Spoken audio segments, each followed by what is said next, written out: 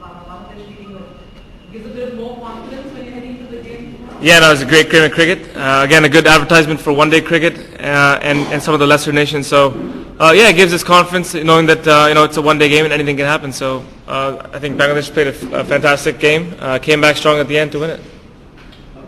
Ashish, would you say that for a team like Canada, every match against just playing nation is actually discovery, actually finding each team on how do you go about that? But I've seen a lot of footages, video, everything, but still actually come to playing match and discovery. Yeah, I think every game for us is very important in the sense we don't get to play high-level competition very regularly. So it's a time for us to test ourselves to what we've achieved in the last 4 years, and also get them better and better with each game. I think if you see the performances, you probably notice associate teams getting better and better with each game. With that was the request from all the teams saying we would like some more competition throughout the 4 years leading up to the World Cup. As a captain, as a player, I find that's the more important part. The 4 years leading up to the World Cup. If we can get some more competition with A sides or some of the lesser nations, it'd be great for us. Just coming into this World Cup, what were the targets you set for yourself, and how many of those have you actually achieved? As a target, we had wins against Zimbabwe and Kenya and an upset. So we had a pretty bad batting display against Zimbabwe. We were disappointed with that. So didn't reach our targets there, but we had a decent game against Kenya, and hopefully we can finish this tournament, the last 2 games, with a consistent effort.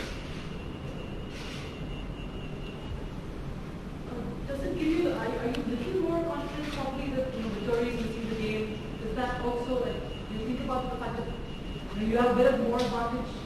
Has that been confirmed? Yeah? Yeah, of course, he's one of their better bowlers in these conditions. He's got tons of experience, and he leads that attack. So anytime you miss a player like that, it would help the other side. But they still have a quality side. They showed that against Pakistan without him. Had a great game. So obviously it's a quality nation we're playing against. We're not going to take it any other way. But it does give us a bit more, confidence going into the game. You said the other day that playing the World Cup is like playing in the Olympics for Canada.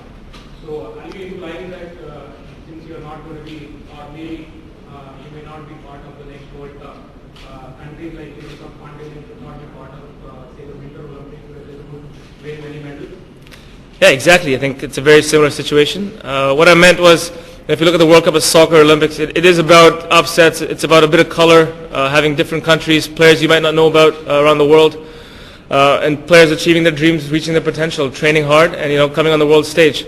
I still believe that, and same. Yeah, if you're playing the Winter Olympics, if you look at it the same way, there's no place for certain other countries showing up. But it's about the world coming together for sport, and that's what it should be. Batting exactly hasn't clicked. What have you talked about? How to improve on this? Yeah, the first 3 games have been very, very disappointing, along with the warm-up games with the bat. We talked about having some self-belief for the guys coming in, getting used to the level. And we had some young guys also starting up in the top of the order, which was a bit of a struggle. I shouldn't say just young guys, because guys like myself, John Davison and Rizwan also had some responsibility, and we didn't take it. Hopefully the last 2 games, we can use the last game as a bit of a confidence booster for us and take that and have some consistent performances with the bat in the next 2 games. Ashish, you played in Sri Lanka. How noticeably made the difference in the quality of the surface? I wouldn't say country by country. Every ground has been a little different. Even in Sri Lanka, you have some differences in Hambantota and in Colombo. So tomorrow's surface looks a good one for cricket. This facility looks fantastic with the renovation. We're very excited to play here, especially as the first game of the World Cup. And it looks like it's going to be a good cricket wicket, something in it for everybody. There might be some seam movement, a bit of turn in the evening, and it looks like a good batting surface as well. So good cricket, is going to win. I think your top order has not performed as per your expectations, but you have demoted John Davison the other day to number 7. Yeah. Do you think that is a good move? And the other thing is, you have a player like Tyson Gordon who's played with the likes of Marlon Samuel and Kevin Phillips there. So do you think you can get it back off the order? Yeah, I mean, I wouldn't say we've demoted John Davison. I don't think that's the way. He's just got a different role to play now. He struggled with the bat, no doubt, up the order. We thought have a bit more experience towards the end. That might work down the order. And, look, it worked last game. But we're still deciding on the batting order for tomorrow. Because people haven't performed, we have no choice but to shuffle it around a little bit, and that's the way the sport goes. There'll be some guys with new roles probably tomorrow, and they're gonna have to cope with it just for the team. So we'll talk in the morning about the batting order. There's been a lot of questions asked about UDIs, and as a captain, the decision finally relies on you that whether you want to take the review or not. Does that put additional pressure on the side? I mean, that's another thing that you have to think about. No, I don't think so. I personally don't think it's that confusing. It's just, the intention is to get a bit more help for the umpires and get the right decisions. And as players, the more move you can get towards the right decision, the better it is. The only wish we had or hope we had was they would use hotspot, because I think that's a big part of the UDR system.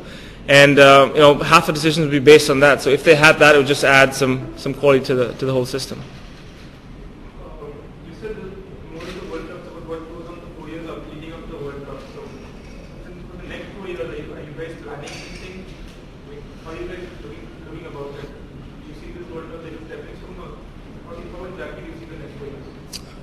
What I meant was, once you've qualified and once you're working towards a World Cup, for teams like us who don't have a regular competition against strong opposition, it's very important to have that leading up, because the World Cup, in a way, is an end product.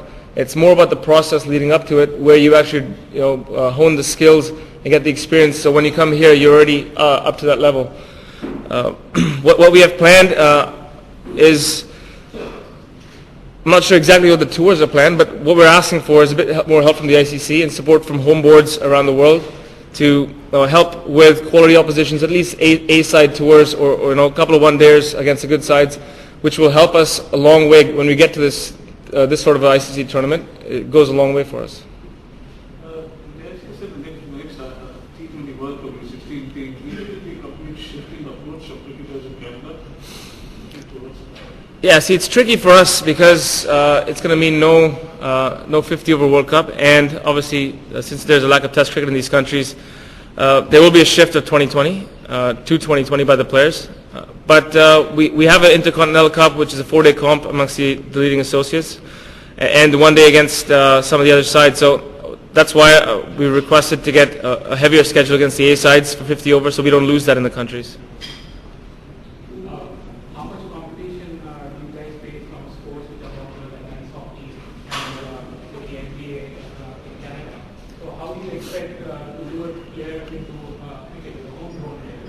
Yeah, I mean, the question that's been asked by me was, was in 1979, Sri Lanka and Canada both qualified at the same time for the World Cup as associate countries, and they went one way and sort of we went the other, and I think the main difference was because of that. There's a lot of competition from ice hockey, basketball, baseball, football, and soccer, so whereas you see as these countries, cricket's the main sport. It's tough to get support from corporate Canada, from the government, because of all those sports, and to get the top athletes in the country to play those sports. It's a challenge. The board has started a plan in the last couple of years, and hopefully that goes on to the next 3 to 5 years. Look, it's not going to be an overnight process for us to get cricket in the mainstream athletes, but it's a process that I think there's a plan for it. If it's executed properly over the next 5 years, it'll work.